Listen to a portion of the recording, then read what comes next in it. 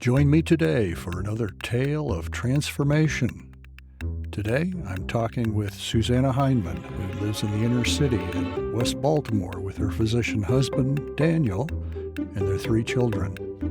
They've chosen to live in a disadvantaged community, sharing its problems and sorrows. In this candid conversation, Susanna shares how, after 10 years, her ideals remain, but her sense of identity is being transformed.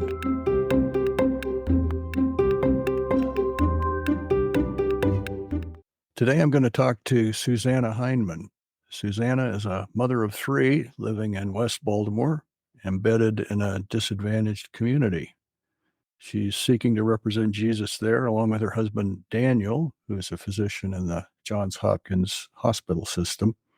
I interviewed Daniel 2 weeks ago on our previous podcast, and we had a great talk about what's wrong with our healthcare system. Welcome to the podcast, Susanna. Thank you, Dr. Gray. Great to have you. Well, it's good to be here. As a Christ follower, the words of Luke 9:23 and 24, I'm sure resonate deeply with you. Let me just read those from the ESV. And Jesus said to all, "If anyone would come after me, let him deny himself and take up his cross daily and follow me. For whoever would save his life will lose it, but whoever loses his life for my sake will save it." And I would venture that this is at least a major piece of your motivation to forgo pursuit of the so-called American dream. Take us back to the early years of your marriage and what propelled your decision, along with Daniel, to pursue this kind of life, because I know that's not something that's just happened in the last few years. Can you briefly sketch that out for us? Yeah, certainly. That mindset captured in that verse is something that was modeled for me and taught to me from a very early age. So even before, the early years of marriage, this was a formative thing for me, even as a young child. My mother read us Amy Carmichael's biography when I was really little, and it's about 5 years old. And her life as a single woman administering to the poor and vulnerable women and children in India, really resonated with me. And I latched onto her story and really wanted to live life as she did, even as a 5-year-old. And I went so far as to vow that I would never marry. But that obviously didn't stick. But I had that distinct sense that I I was called to live life differently. And so when it came time to choose a college major, I was drawn to medicine because I felt like that would be a way of just loving the poor through the care of the body and the soul. So, like, that was the calling, but the actual expression and working out of that callings looked differently, obviously, than my 5-year-old heart or my college brain had envisioned. I'm not overseas. I am married.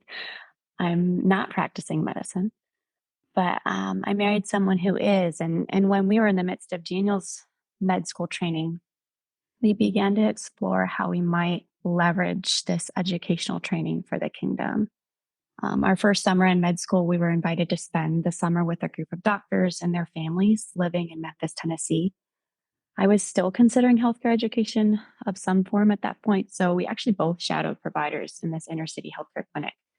Um, the uniqueness of this clinic was not that it was situated in one of the poorest neighborhoods in Memphis, but that the healthcare providers that staffed the clinic also lived in the same neighborhood as their patients.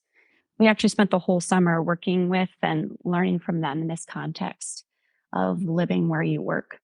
No one had a big fancy house or drove the latest model car.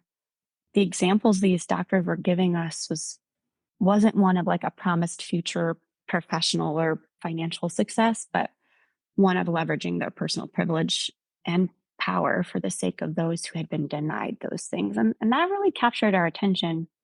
Like, the neighborhood was not safe. It was not clean. It was not a desirable place to live, but we saw incredibly beautiful relationships being built and God's peace and hope and healing being shared by both the long-term resident neighbor and the transplanted doctors and their families. So we actually purpose to live intentionally in neighborhoods like that from that moment. And we've been kind of moving through neighborhoods like that throughout Daniel's medical training. And that led us to Baltimore City. Yes, and the story keeps going, doesn't it?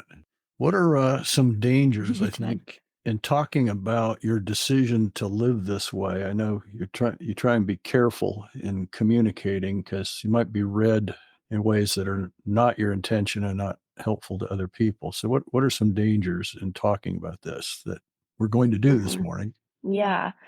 I wanted to clarify here what you mean by dangers, because I know in people's minds, as soon as they hear we live in an inner city context, their mind immediately goes to danger, like to like physical threat of safety or the mental emotional burden that comes with living in a context like this. But you're talking about mindset distortions or inadvertent Right. messaging. Okay. Yes, I'm not talking about your own danger or the danger to your Yeah. family, which you've taken into account in making Hmm. your decision. But Yeah. for other people listening, I think there are a whole bunch of things that might happen in their minds that Hmm. are not what you're trying to communicate at all. Yeah, and that is something I encountered a lot when I was blogging a lot in the first 5 to 6 years of living in Baltimore and talking about our story. There was a lot of inadvertent messaging. So in that case, if we're talking more about the pitfalls, That's a good way to put it. in the case of choosing to quote unquote shed privilege, there have been several stages of deconstruction, for lack of a better word, that I've had to go through. Basically, taking my ideas and ideals of what it would like to live like the doctors in Memphis did and realizing it didn't all fit together for my family in Baltimore. I can't discuss every single one of those on this podcast, but the one that's like really shaped and driven most of my decisions and actions throughout my life, but particularly in the first 5 to 7 years of living here, is the belief that hard equals holy.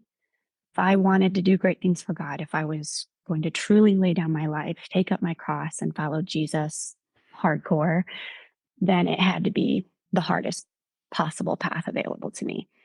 For some reason, this is just the idea that I took away from all of those biographies and lessons growing up. So like this meant living in the hardest neighborhood, only going to churches that were under resourced or embedded in the community we're called to, sending our daughter to Baltimore's public schools, working with our neighbors to improve the educational system, like all of these things being good and worthy pursuits, like they're part of our calling. But the danger for me and my communicating about it was that the more and more passionate I grew about these things, I made them into like mandates or requirements or non-negotiables to Christian living.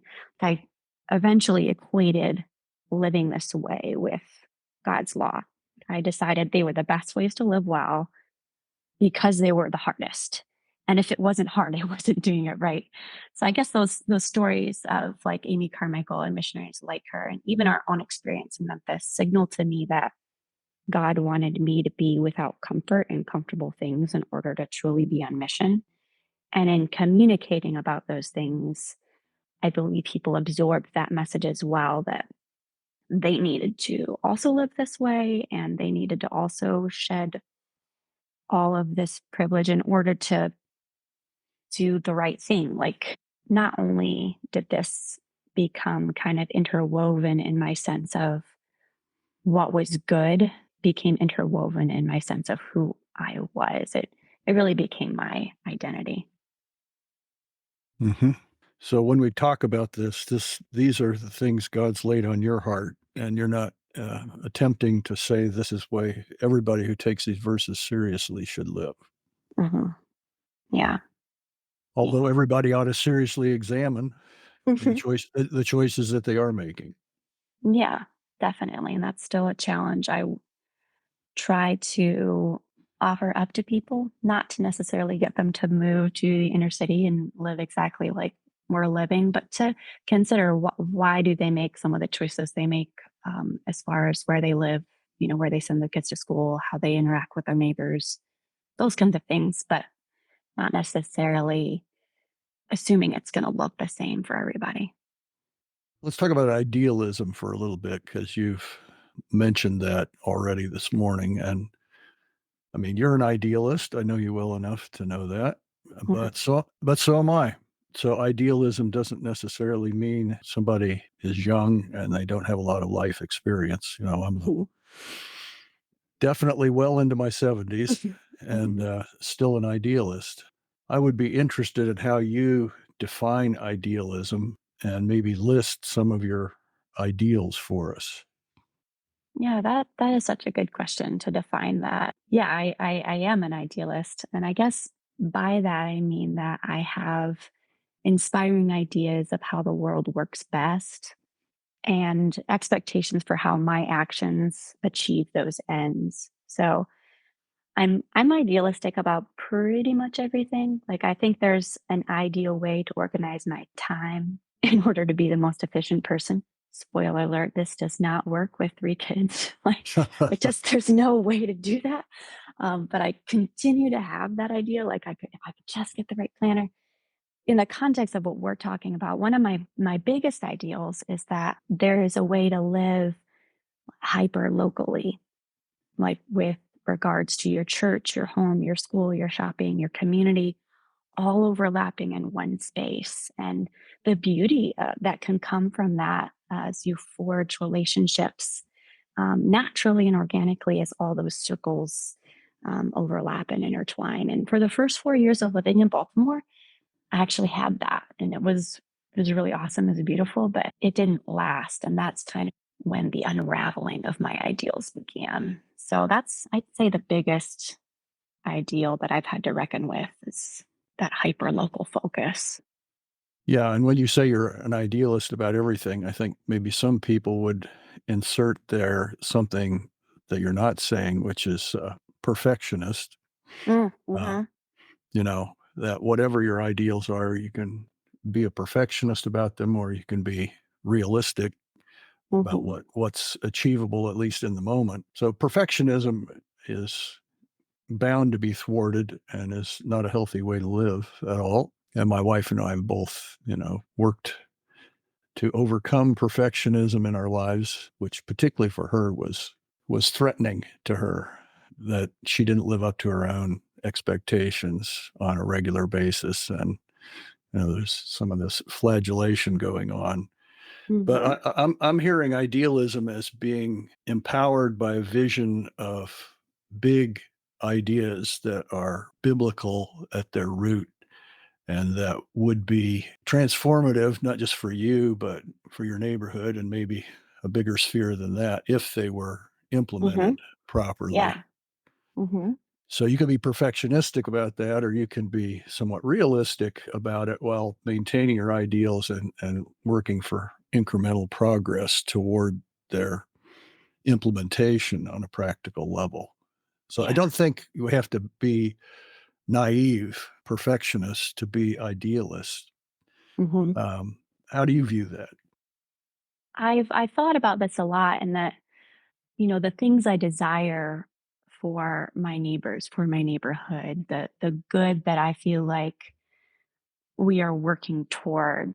It can feel a little bit naive or foolhardy to say like that we could accomplish some of these things that we're hoping to especially with connections with neighbors, to connect with them, to give them just the hope and love of Christ and see their lives transformed and then a community transformed. And if we were to approach that with that perfectionistic idealism, then yeah, that would fall apart really quickly, and it has at different points. I've actually come to think of cynicism as the opposite of idealism, Hmm. because it seems to be this mindset that's meant to protect against the pain of disappointment or disillusionment when an ideal collapses. But it tends to also masquerade as maturity or bravado, acting like maybe idealism's big sister, like you can't fool me because I already know that that ambition is hopeless, or I've been there, done that. Let's be realistic about this.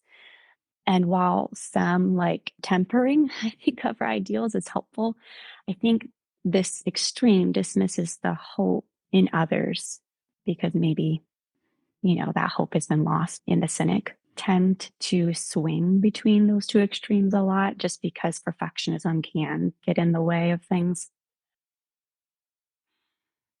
That seemingly immature or inexperienced younger sibling of idealism is I think, so much more than naivety or inexperience.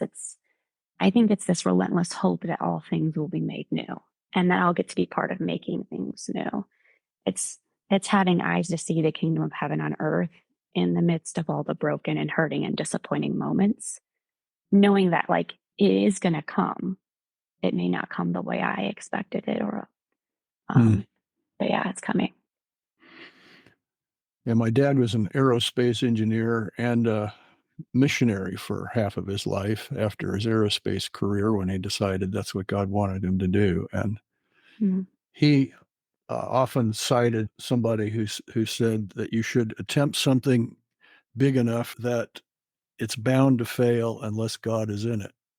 mm, And I think maybe, if we judiciously apply that, ideals are biblically driven, and therefore the motive force, the power to realize that vision is not going to come from us, but we certainly need to have the mind of Christ about those kinds of things. Those are things that he wants as well. And he's the only one that has the power to make them happen. mm. Yeah, for sure. So you mentioned it a little bit, but what's the downside of being an idealist? Slipping into perfectionism is one of those for sure. Yeah, yeah, that's really, burnout, Uh-huh. because of that perfectionism. But, the flip side of that is you do open yourself up to disappointment a lot because your ideals are driving you towards shalom. They're driving you towards wholeness. And there isn't going to be perfect wholeness in this life because stuff is messy and unpredictable and so am I. So in a sense, you do kind of set yourself up for disappointment, but more so when you do it with this perfectionist mindset that believe that you will accomplish everything you set out to accomplish and that it will look a certain way. So how do you think ideals relate to the concept of identity, which is something that you've mentioned already and that we'll talk about some more too? Are those distinct? Does one lead to the other? How do you see that? Yeah, I mean that's the other big downside of idealism. I think is because it does become so much a part of who you are. Since ideals are what motivate our actions and habits, they shape us as much as we shape them. So it's kind of hard to separate the ideal from a sense of self. Our pursuits often become our identities, what we're known for. And my sense of being this hyper locally focused inner city citizen was my main pursuit. One I built an entire social media platform on for several years. That was who I was and who I am, I think, in a lot of ways still. But God was slowly starting to dismantle my identity when we decided to leave our church in the inner city and start attending a church in the county. And driving outside of the city limits every Sunday and then even beginning to homeschool my daughter threw me into what I started calling like an identity whiplash. Because I struggled to know who I was apart from the identifiers of inner city church member and public school mom. It kind of left me feeling devastated, like I had failed and I was betraying my neighbors. And I lost my sense of self because I built it so much around those things. So my circles of church, school, and community no longer overlapped, not even a little. And I was stuck with these very fractured pieces of who I was. And so I no longer had this sense of like stability. Yeah. Hmm. So you've been on this journey in West Baltimore for how long now? 10 years. 10 years. Wow. Yeah. Yeah. So some of the changes that you just identified that appear to go contrary to your ideals that was at least for a time your identity there. What motivated those changes? Well, initially it was unavoidable. It was kind of staring me in the face. There was like my identity was fractured. I was no longer the public school mom. I was no longer the inner city church member. And so I had to kind of stare at those pieces and figure out like what what do I do with this? Like who does God really say that I am? And like the Sunday school answer to that question is, Jesus is our only identity, that our life is hidden in Christ, and in him we find purpose and meaning. Anything in addition to that, as our identity as children of God, created in his image, is extraneous and liable to distort our true sense of self, right? But like more to like the heart of what we're talking about, I think I had gotten to this point where I thought that I had achieved this sense of like self, and that I was somewhat of a static human being. Like this was me and this is who I was always going to be. But we don't achieve a sense of self or identity and live into that expectation for the rest of our lives. We grow, we change, and so does the world around us. And that change kind of happened to me without my permission. Like it just everything kind of collapsed, and I had to really take stock and look at what am I really like basing my identity on. It seems like I've been basing it on something that's shifting or something that was meant to be developing or in development, and rather than on this stable, secure place of who Christ says that I am. So it kind of really disoriented me and forced me to take stock of who God says that I am.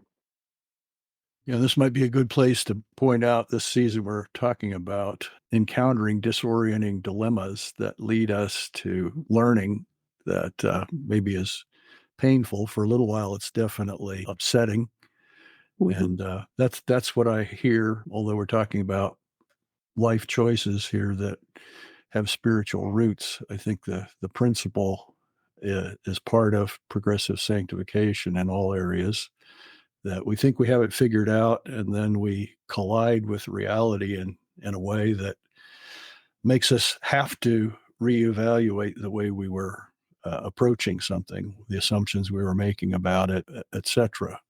So maybe we can take a piece of this and just talk about the public school mom piece.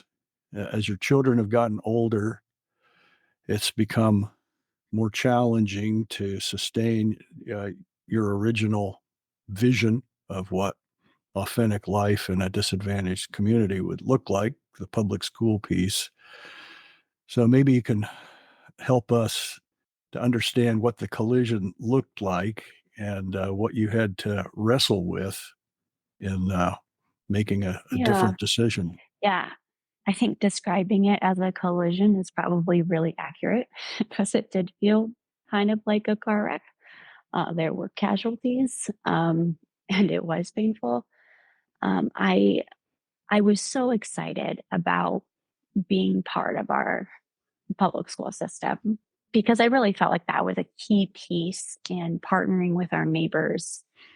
Part of living in a context like this is that you purposely put yourself in the same space as the people that you are seeking to minister to, so that their problems become your problems, and so that you work together to find solutions and give each other resources back and forth like that. And so I was excited to be part of that and leverage whatever resources God gave us into these public school settings for the sake of like all the kids in our area. And so after, doing a year of that with our oldest, I was gung ho and ready for another year. But we had to step back and kind of look at some of the effects on our family, on our daughter, and what our goals and values were as a family, not just as a family living in West Baltimore. And so we made the hard choice to begin homeschooling her and eventually send her to a private school in the county. And that just tore me apart because I no longer had that sense of connection to my neighbors, or to my ideals. And I was, in my mind, becoming the person I was trying to avoid. Like I was becoming this privileged mom that got to send her kid to the nice fancy school, and and my neighbors didn't get to. So that's what kind of felt like a betrayal, and where motherhood in my sense of how do I love my littlest neighbor in my home well, while also loving the neighbors outside well. I often think of something I heard on a podcast one time. It's actually shared by Michelle Radford. She's an artist at Bob Jones, and she said that the same God that called her to be an artist called her to be a mother. And he's called her to do the same thing through both love God and love her neighbor as herself. And that really stuck with me because it's like, wait, they're not competing calling. They're both coming from the same father for the same end, for the same purpose. And that's given me a lot of freedom over the years to recognize that my calling to love my kids, while it seems to be at odds with my mission, is not. They're both working towards loving God and loving my neighbor in different ways. And so that's given me freedom to meet my kids' needs, the spiritual, physical, mental needs of my children, while also not insulating them from the actual harm that happens in our neighborhood. Like we get to invite them into the ministry of what we do here, while at the same time partnering with our neighbors in different ways. It looks different than I had imagined.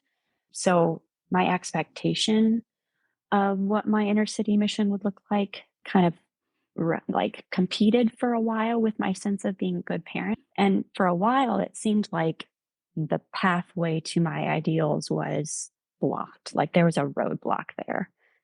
But when in reality, it was more just like my ideals were taking like a turn, or my pathway to achieving my ideals was taking a turn. And I was just being rerouted and given different tools to love my neighbors and love my kids well, while still also moving towards the same ideal. Hmm. I think there, in the background here, there are a couple of opposite and unhelpful poles about this educating and nurturing children who are a responsibility that's been given to us. And one of them is that when I'm embedded in a mission in the inner city, or it's also experienced by foreign missionaries and my parents and one of my children actually, and her 5 kids are missionaries in Thailand. So we've witnessed this over several generations, but it can be the kind of thing that we've been called here, we have a mission to accomplish, and my kids will survive somehow because God's called us here, and Mhm, it'll work out somehow. mhm. But I think that's a pull and not a thoughtful analysis of the duties, privileges, challenges that me and my kids have. What's the opposite pole? The opposite pole to that I spent a lot of time trying to push against is that my kids are my everything, Hmm. and they get the best of everything, and I need to insulate them from all discomfort, or provide them with the best of the best every time, all the time. And that's kind of like the American dream, that we were talking about, like that I live in the right neighborhood, so my kids go to the right school, so my kids get into the right college, so my kids get the right job. So like all these things being about my kids. Whereas like what you're talking about and what I've had to really wrestle with myself about is like, well, God's called us to this, and therefore like, my kids will be fine. God will take care of my kids. And like, it's okay that they're being, denied all of these things, or even put in risky or exhausting kind of contexts. Hmm. So you can think of them as two extreme poles to avoid, and there are good reasons to avoid spending a lot of time at either end of those poles. But you can also, I think of them as rotating poles, maybe that you migrate between in different seasons, depending on the needs of your children, ministry, and situations like that. Because there will be there will be seasons in which your kids just need a lot from you. Like they're just in a really formative stage and they're going to Hmm. need more support. And that's going to look different for different kids and different families and in different contexts. But sometimes you do pour a lot more into your littlest neighbors that live in your home than you do into your ministry. And then other times your kids are in a stable place and they're grounded and you're able to say, hey, like, we're going to give up some of our comforts and pour more into our ministry or into the spaces around us and invite them into. We've tried really hard to pose this as more of an invitation to our children, to be part of mission rather than them being automatic default missionaries. Yeah. But like, hey, this is something you guys can be part of. So one of the things we do in our neighborhood, it doesn't seem like a really big thing, but has been a great way of connecting is we garden on vacant lots, grow flowers. And so I'm just inviting kids into be part of this.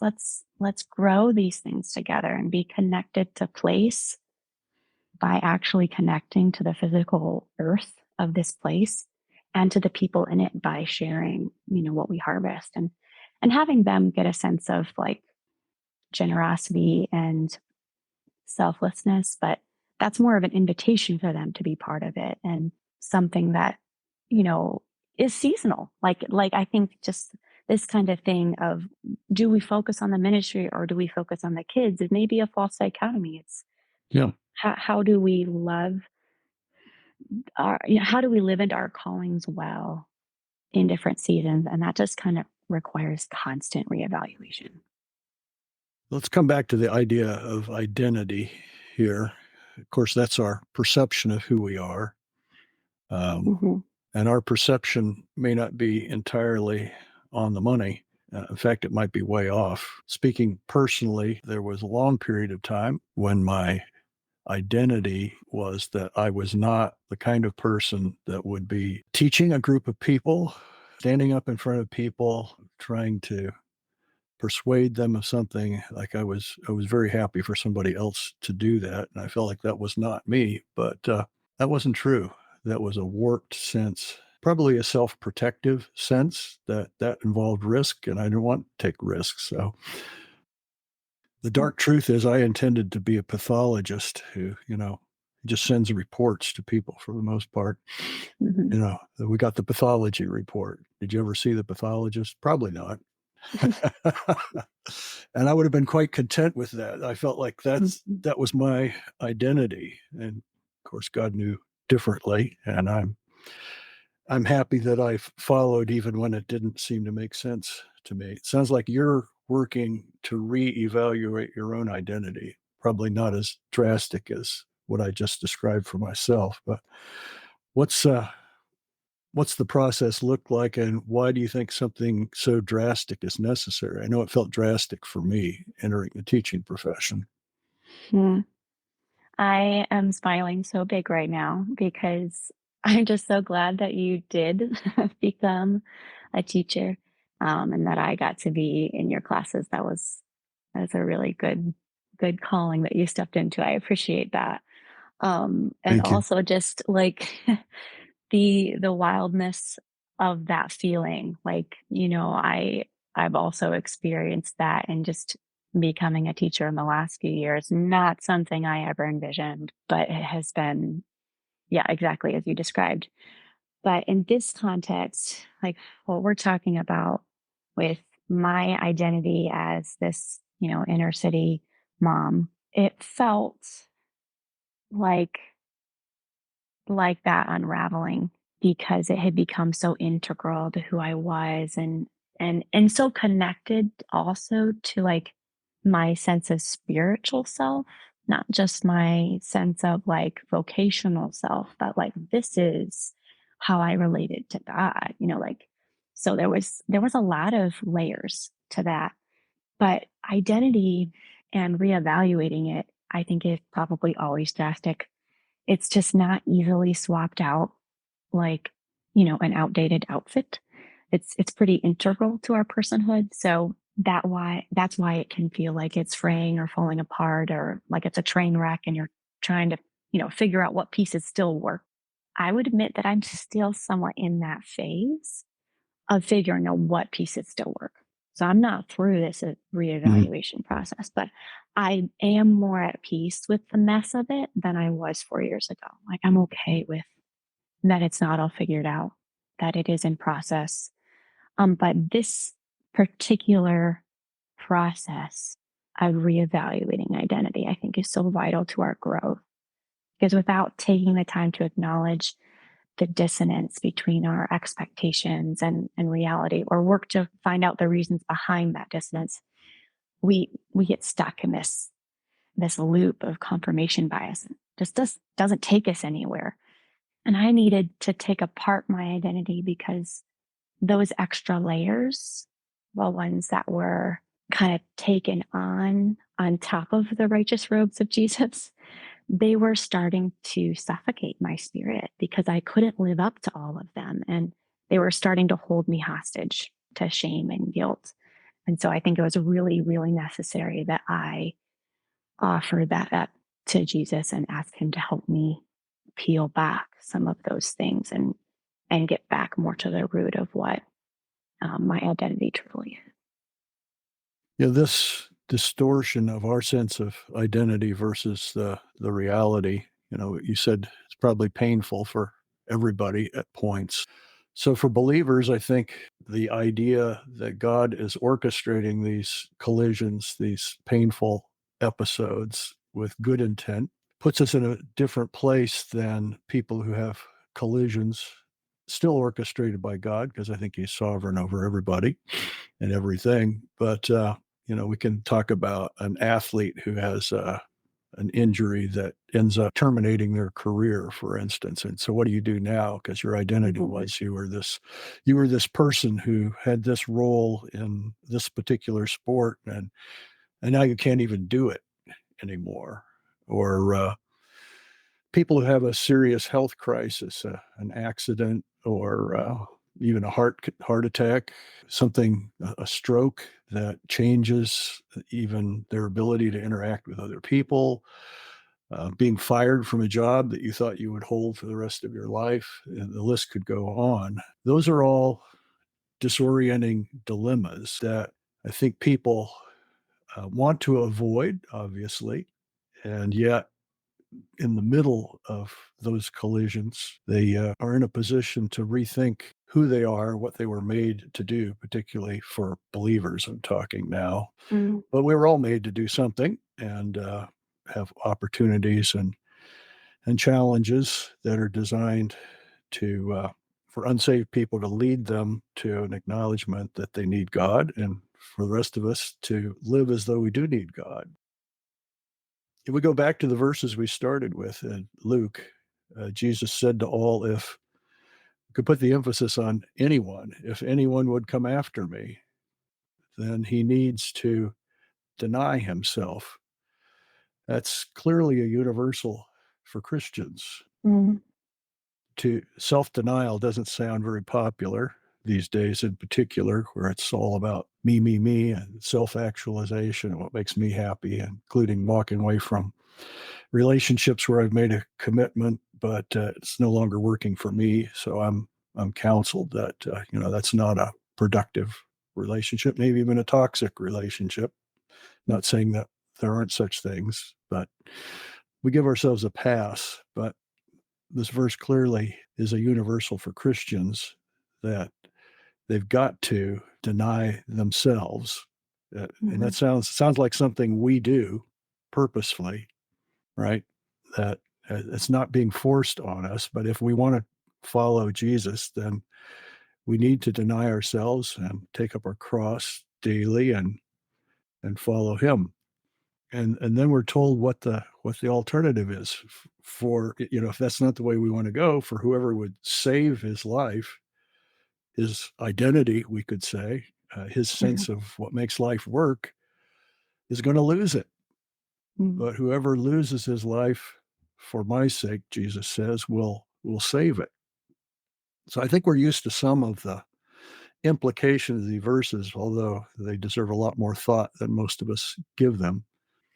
We need to die to self means on some level to die to our sense of our ideals, not the ideals themselves, but what we thought those ideals would mean for us personally in implementing them and pursuing them. What's the place of ideals in your life now? I know you haven't given up on them and you shouldn't, but ideals and identity are not quite the same thing. So, in closing, what would you say is the place of ideals in your life now? Mm. Yeah, I mean, I haven't given up on those ideals.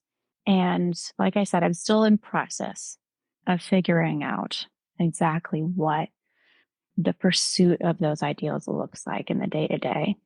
I still live in West Baltimore. I'm very intent on committing to this place and the people in it. I feel very strongly that presence and place matters.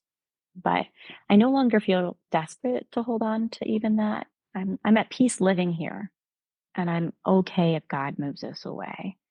Before I felt like that would be the end of me, like to Hmm. lose my residence in the inner city.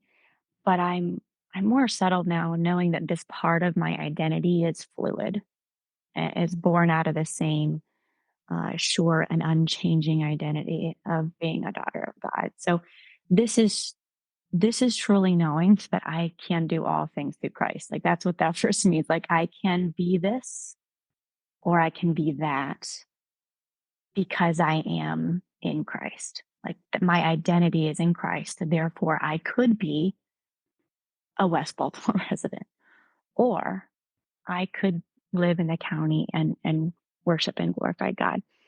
I'm not. I've obviously not mastered this, but I am grateful to be in the place of being held and known by the Father in this. And I would affirm that ideals are really good and needed things. Like to anyone listening, I wouldn't, you know, discourage anyone from having them. I wouldn't say, toss them aside. They're worthless or naive or unattainable. They are the light and life in the world, like in you. That's what you're sharing. You're moving towards these good and noble things often with ideals, but hold on to them loosely, maybe, and offer them up as worshipful God who called you to do all things for his glory. We often pray a liturgy for daybreak as a family. And within that prayer, as we consider the day ahead and all that we have planned for it, we pray this. We say, "O children of God, casting your cares upon his strong shoulders, now surrender your own agendas for this day and instead be led by the workings of his Spirit.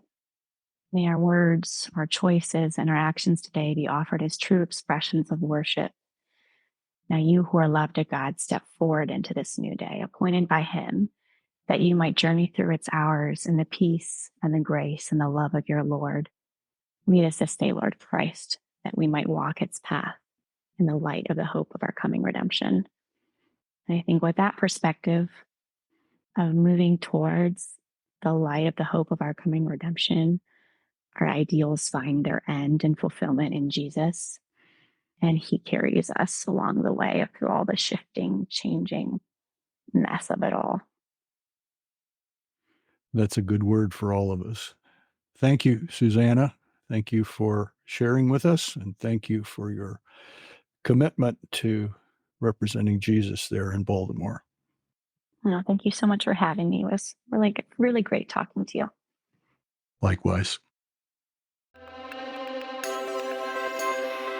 Join me in 2 weeks as I talk with Dr. Scott Whitmore, a researcher in retinal diseases at the University of Iowa, about vocation as a calling. I think our discussion will help as you grapple with who you are and the work you were uniquely created to do. See you then.